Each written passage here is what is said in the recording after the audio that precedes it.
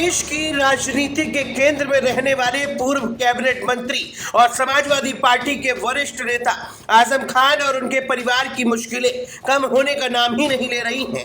ईद के बाद आजम खान और उनके बेटे अब्दुल्ला आजम से मिलने उनकी पत्नी तंजीम फातिमा और बड़ा बेटा अदीब पहुंचे, लेकिन इस मुलाकात के बाद तंजीम फातिमा ने जेल प्रशासन पर गंभीर आरोप लगा दिए हैं।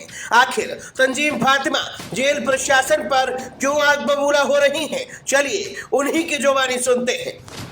जेल में मैं गई थी और मेरे बेटे अदीब आजम खान हो गए थे और मेरे साथ एक अब्दुल्ला के दोस्त अनवार की पर्ची भी लगाई हुई थी, जो कि जब से जेल में है, जब से आज तक अब तक मिलते ही आ रहे हैं बराबर।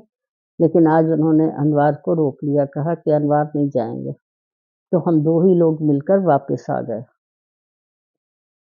क्या वजह रही रोकने की, क्यों रोका जाएगा? देखिए, वजह तो पता अभी तक नहीं चली है, बल्कि मैं खुद ही जेल प्रशासन से और प्रशासन से ये मालूम करना चाहती हूँ कि आखिर उन्हें क्यों रोका गया। दरअसल आजम खान की पत्नी, बेटे और अब्दुल्ला के दोस्त रामपुर जेल पहुंचे थे, जहां जेल प्रशासन ने आजम खान और उनकी पत्नी और बेटे को तो मुलाकात करने दिया, लेकिन अब्दुल्ला के दोस्त अनवार को मुलाकात करने से मना कर दिया, जिसको लेकर वो सवाल पूछ रही हैं कि आखिर जेल प्रशासन ने अब्दुल्ला के दोस्त को क्यों रोका।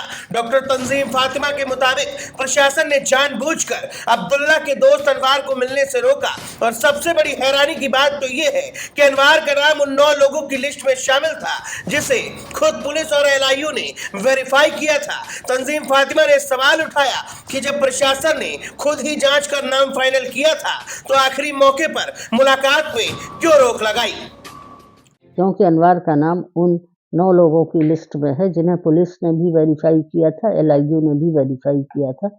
उसके बाद भी उन्हें इजाज़त मिली थी जेल के अंदर जाने की।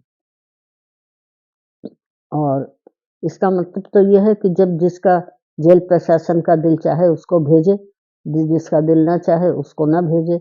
ये सिर्फ अधिकारियों के ऊपर ही निर्भर करता है, कोई नियम और कानून नहीं है। वहीं मुलाकात के बाद मीडिया से मुखातिब तंजीम फातिमा ने आजम खान की गिरती सेहत पर चिंता जताई। उन्होंने कहा कि आजम खान को पीठ में तेज दर्द रहता है, बैरक में मच्छरों का आतंक है, लेकिन उन्हें बुनियादी सुविधाएं नहीं मिल रही हैं। मुलाकात ठीक ही रही, मगर शायद जेल प्रशासन लोगों को भेजना नहीं चाहता अंदर, कि जेल प्रशासन की अंदरूनी सच्चाई जो है वो लोगों की नज़र में आए। शुरू से ही मैं तो कहती ही आ रही हूँ कि उन्हें बावजूद इसके कि उनकी पीठ में बहुत दर्द रहता है, बहुत तबीयत खराब रहती है, उन्हें तख़्त तक मानवता के नाते एक तख़्त तक नहीं दिया गया लेटने के लिए। और इतने मच्छर हैं वहाँ, जिस बैरक में उन्हें रखा गया है। हाल ही में यूसुफ मलिक पर हुई एफआईआर को लेकर भी तंजीम फातिमा ने चुप्पी तोड़ी।